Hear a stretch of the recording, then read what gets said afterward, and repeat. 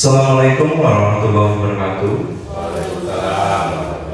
Selamat siang Bapak dan Ibu. Yang terhormat kepada Ibu Kepala Sekolah SD 2 Sidoarjo. Yang terhormat kepada Bapak dan Ibu Dewan Guru SD Negeri 2 Sidoarjo. Yang pertama dan utama adalah kita panjatkan rasa puji syukur kita di siang hari ini. Kita masih diberikan banyak sekali nikmatnya sehingga kita bisa hadir dan akan melaksanakan kegiatan pembebasan pembelajaran mendalam atau PM dan coding dan kecerdasan artifisial KAA di SD Negeri 2 Sidoarjo dalam keadaan sehat, tiada halangan suatu apapun. Kedua kalinya salawat serta salam mari kita sanjung agungkan kepada junjungan kita Nabi Muhammad Sallallahu Alaihi Wasallam yang sama-sama kita nantikan syafaat beliau di yaumul qiyamah. Allahumma amin. Oke, perkenalkan di sini saya untuk membawakan acara pada siang hari ini. Untuk yang pertama nanti adalah kegiatan dari kepala sekolah, kami menyampaikan visi dan misi dari sekolah. Yang kedua yakni penyampaian pelatihan pembebasan dari Putria Misdiana berkaitan dengan pelatihan pembelajaran mendalam. Dan yang terakhir yakni penyampaian dari pelatihan KKA coding dan kecerdasan artifisial. Untuk membuka kegiatan pada siang hari ini, mari kita buka dengan lafal basmalah bersama. Bismillahirrahmanirrahim. Melanjut ke acara yang pertama yakni penyampaian visi dan misi dari Ibu Kepala Sekolah, kepadanya dipersilakan.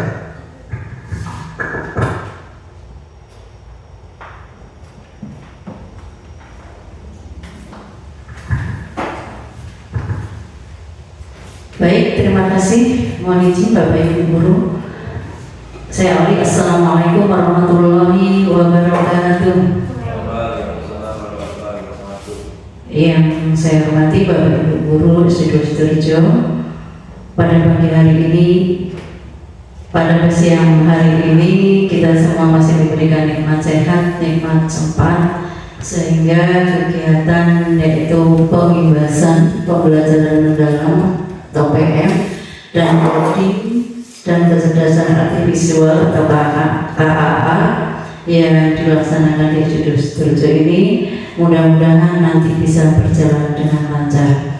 Sholawat teriring salam, mari kita selalu senantiasa sanjungkan kepada junjungan kita Nabi Agung Muhammad Sallallahu Alaihi Wasallam yang kita nantikan syafaatnya kelak di yaumul qiyamah. Allahumma amin.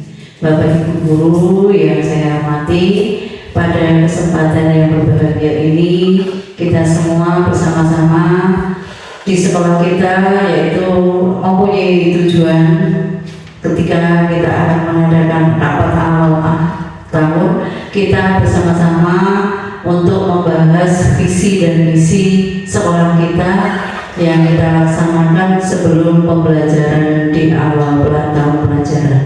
Nah, untuk itu mari kita bersama-sama untuk melihat bagaimana visi dan misi sekolah kita.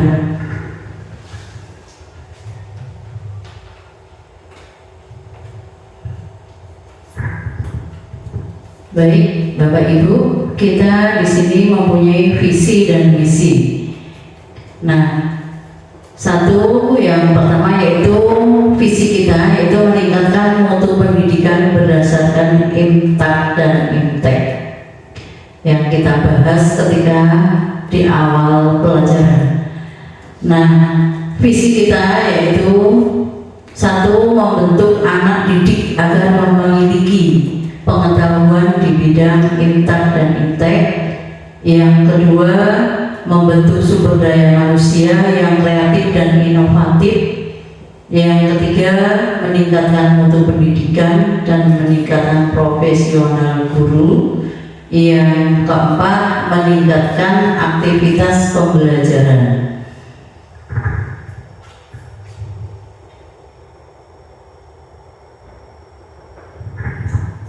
Nah, di situ juga ada tujuan-tujuannya, yaitu yang pertama dapat mengamalkan ajaran agama, hasil proses sebagai wujud ketakwaan kepada Tuhan Yang Maha Esa.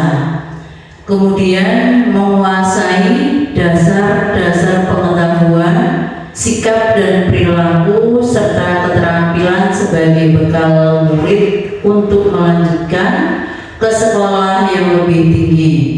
Yang selanjutnya menjadi sekolah yang memiliki keunggulan di tingkat daerah dan kecamatan. Demikianlah Bapak Ibu visi dan misi sekolah kita. Mudah-mudahan bisa berkelanjutan ke depannya lebih baik.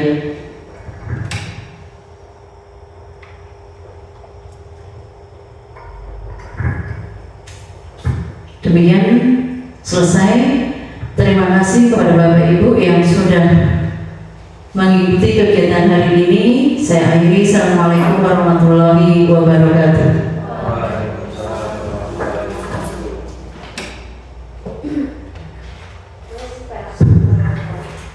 Baik, terima kasih kepada Bu Wakini yang telah menyampaikan visi dan misinya. Kemudian kegiatan selanjutnya yakni penyampaian hasil pembebasan pelatihan dari pembelajaran mendalam yang akan disampaikan oleh Putri Miss Diana. Kepadanya dipersilakan.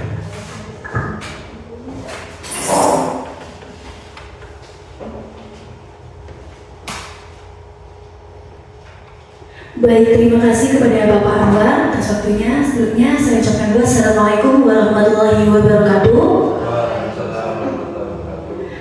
Mungkin saya langsung aja ya Bapak Ibu. Saya di sini akan menjelaskan tentang pembelajaran mendalam. Nah, apa sih pembelajaran mendalam? Jadi pembelajaran mendalam adalah pendekatan pembelajaran yang berfokus pada pengalaman belajar bermakna. Tujuannya yaitu untuk membentuk karakter dan kompetensi peserta didik melalui proses yang aktif dan reflektif. Selanjutnya yaitu ada tujuan pembelajaran mendalam. Yang pertama yaitu membentuk pelajar yang beriman dan bertakwa kepada Tuhan Yang Maha Esa. Selanjutnya mengembangkan kemampuan berpikir kritis dan kreatif terhadap siswa. Dan selanjutnya yaitu menumbuhkan kemandirian dan kolaborasi antar siswa dan guru. Selanjutnya meningkatkan kesadaran kewarganegaraan dan kesehatan.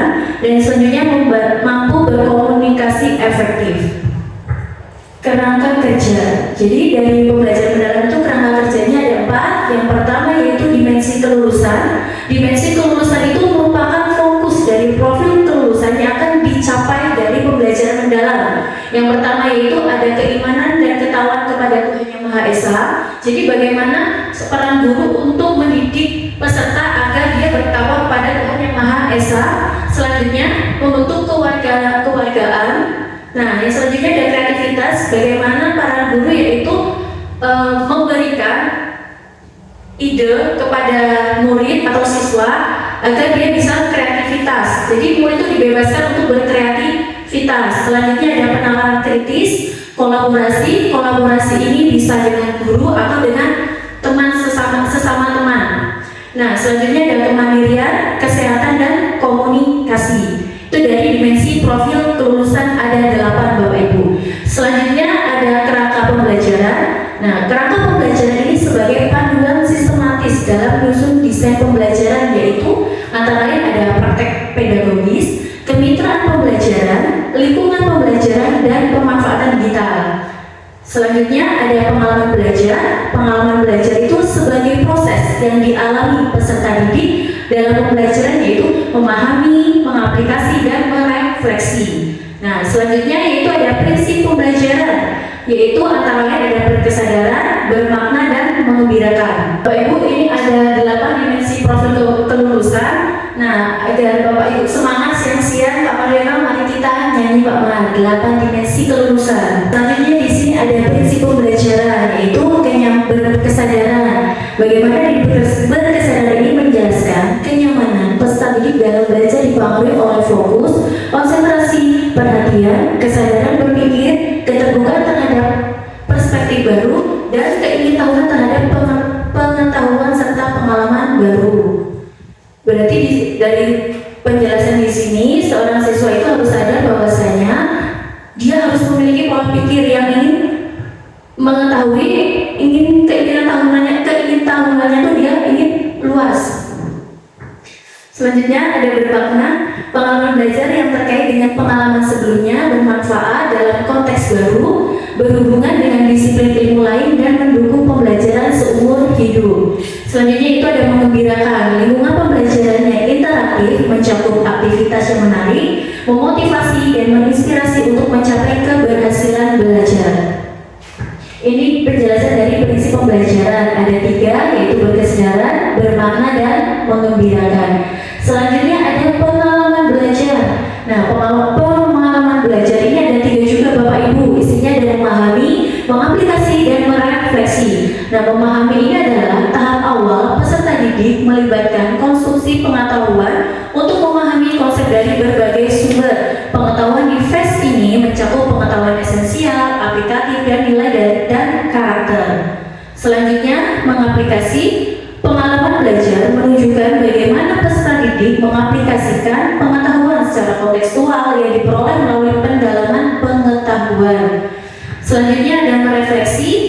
Merefleksi ini isinya yaitu proses di mana peserta didik mengevaluasi dan memaknai tindak nyata yang telah dilakukan, melibatkan regulasi diri, termasuk perencanaan, pelaksanaan, pengawasan, dan evaluasi cara pembelajaran mandiri. Kerangka pembelajaran di sini ada praktik pedagogis, kemitraan pembelajaran, lingkungan belajar, serta pemanfaatan digital. Nah, selanjutnya saya akan membahas tentang kemitraan belajar, Bapak Ibu. Nah, kemitraan belajar itu ada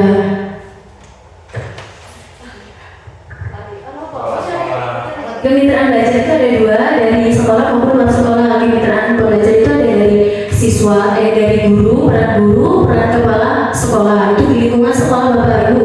Sedangkan kemitraan belajar di luar sekolah itu bisa kolaborasi dengan orang tua, dengan warga sekitar.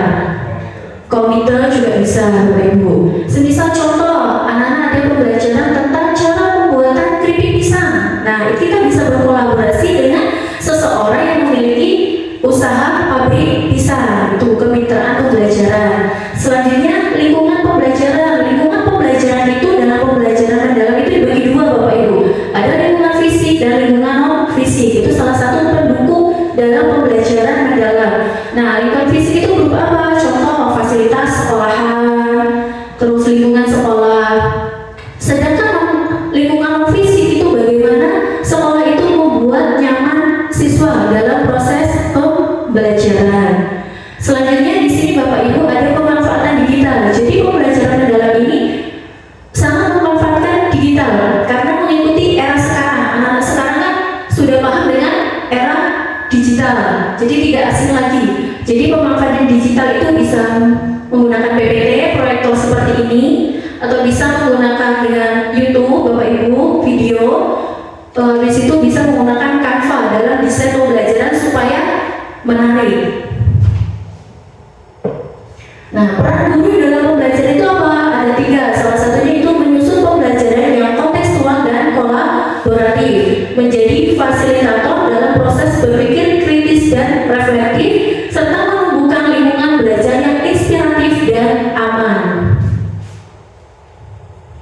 Pembelajaran mendalam sama dengan masa depan berkualitas, menguatkan karakter, meningkatkan kompetensi, membentuk lulusan berdaya saing global dan berakar pada nilai luhur. Mungkin Bapak Ibu demikian yang dapat saya sampaikan tentang pembelajaran mendalam. Saya mohon maaf apabila ada kesalahan.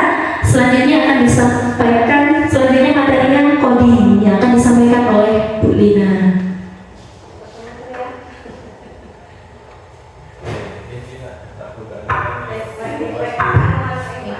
Terima kasih Pak Anwar. Oke, baik, terima kasih kepada Bu Fia yang telah menyampaikan materi pembelajaran mendalam. Selanjutnya berkaitan dengan coding dan kecerdasan artifisial. Kepada Bu Lina, dipersilakan. Ya, terima kasih Pak Anwar sudah memberikan waktunya. Ya, di sini saya akan menyampaikan sedikit tentang KKA coding dan kecerdasan artifisial. Jadi mungkin Bapak Ibu udah sering dengar ya apa itu coding, KA. Sudah pernah dengar belum Bapak Ibu? Belum. Oh belum. Jadi coding itu seperti ini. Jadi coding itu, ini kalau kita itu di SD kita ada di fase C, coding dan KA. KA itu kalau biasa kita dengar itu AI. Kalau bahasa Indonesia itu kecerdasan artifisial. Kalau biasa yang anak-anak dengar itu AI. Jadi kita fase C bukan D atau E.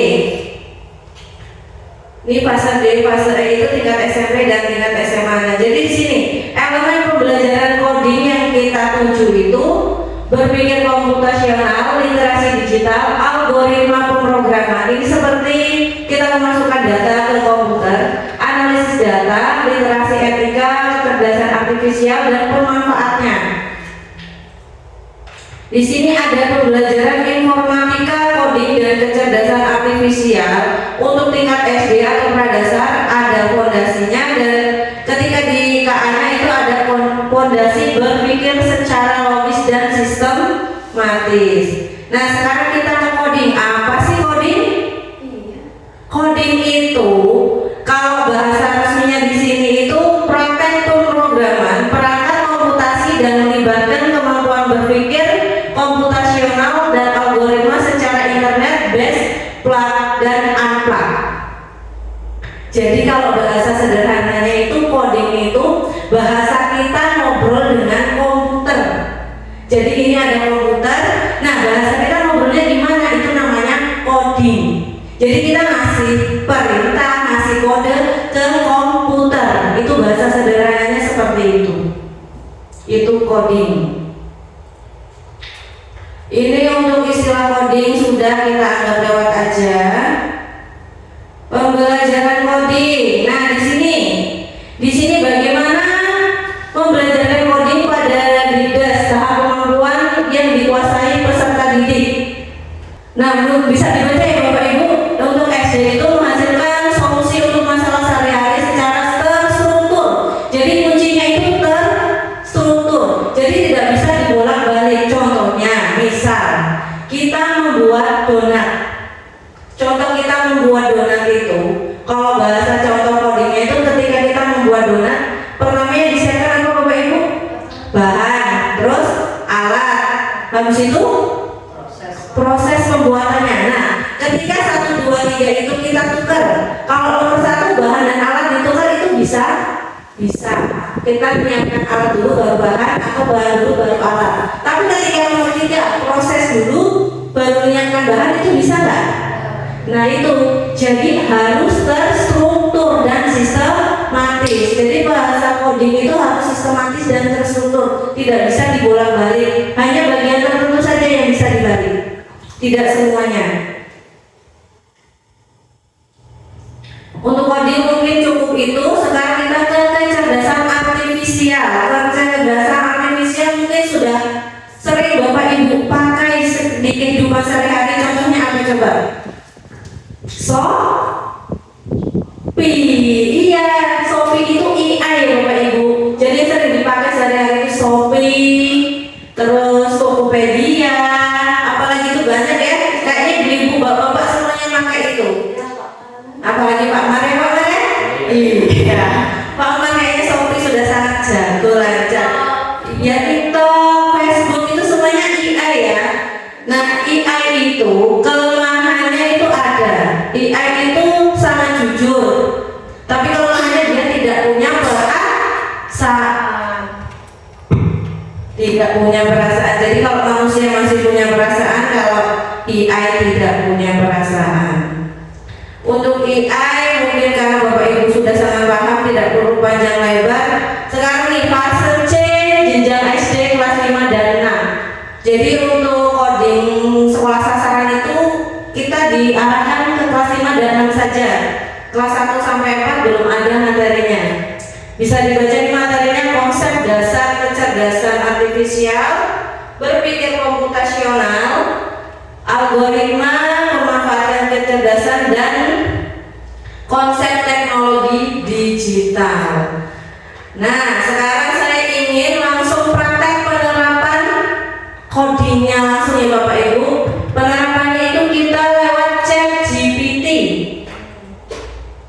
Bisa langsung dimulai dibuka ChatGPT-nya Bapak Ibu? Iya, kita langsung praktek saja ya. Kita praktek penerapan coding. Coba Bapak Ibu buka ChatGPT. Kita belajar membuat soal. ChatGPT sudah? Nah ini tadi saya sudah buat prompt. Prompt itu bahasa Indonesianya perintah. Jadi yang dibuka itu ChatGPT-nya sama Canva. Jadi tolong dibuka dua tab, satu ChatGPT, satu Canva. Di ChatGPT Ibu ingin bikin soal apa contohnya? Kita bikin soal matematika saja ya? Atau mau soal bahasa Indonesia? Matematika. Silakan buat perintah terserah Bapak itu, Ibu. Seperti ini contohnya. Nah di Canva ini ada pilihan desain, template sama AI. Kita masukkan yang AI. Kita pastekan di sini. Tempel. Kita pilih yang kode untuk saya. Terus kirim. Nah ini namanya coding Bapak Ibu. Ini dia akan kode sendiri. Kalau kita tingkat SD kita bisa pakai Canva. Tapi untuk SMP dan SMA kode ini diketik satu-satu. SMP SMA buat seperti ini. Kalau kita SD kita tinggal pakai saja. Kita tunggu sampai jumlah kode ini. Terserah dia mau berapa baris saja, dia berhenti sendiri. Sabar ya Bapak Ibu, kita tunggu. Nah ini udah jadi Bapak Ibu. Di sini ada kuis matematika, ada soalnya. Misal di sini kita coba saja. Hasil dari 25 ditambah negatif 18 kira-kira berapa? Ayo, ada yang bisa jawab? 7. Nih di sini sudah ada penjelasannya. Oh mungkin kurang. Di sini kan tulisannya versi 1 ya Bapak Ibu. Bisa kita tambahkan di sini. Misal ditambah apa? Jadi bisa kita tambah perintah seperti ini. Nanti soalnya akan keluar balon warna-warni. Ini info sedang dibuat nih. Kode Anda sedang dibuat. Nanti soal kita tetap seperti ini, tapi ketika jawab akan keluar balon warna-warni.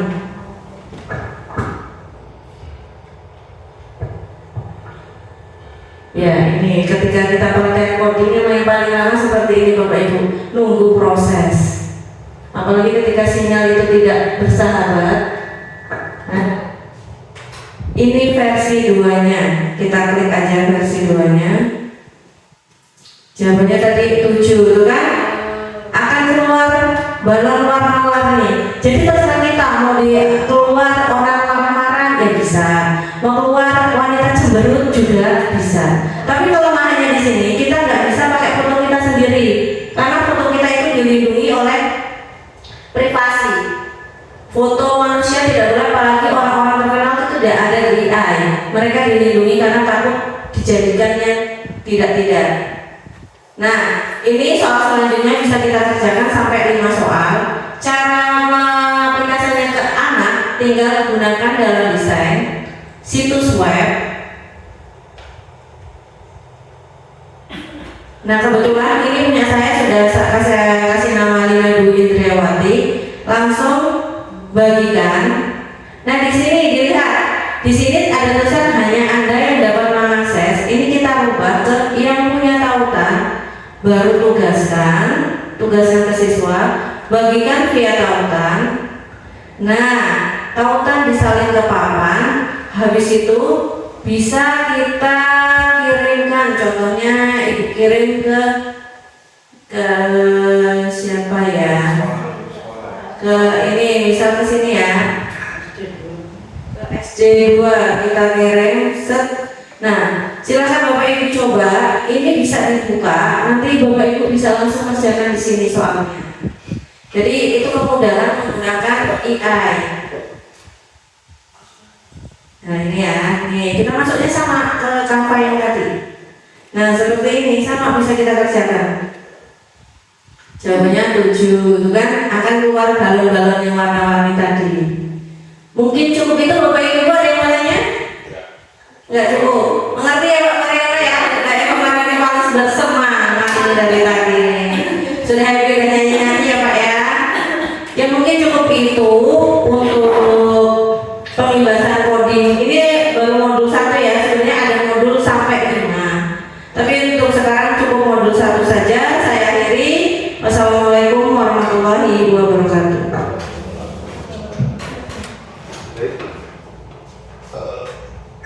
Terima kasih diucapkan kepada Bu Lina yang telah memberikan materi berkaitan dengan coding dan kecerdasan artifisial.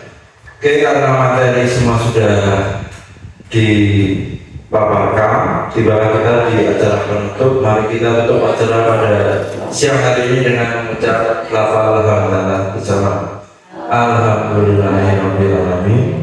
Saya selaku pembaca mohon maaf apabila terdapat kata yang kurang berkenan. Saya akhiri. Wassalamualaikum warahmatullahi wabarakatuh.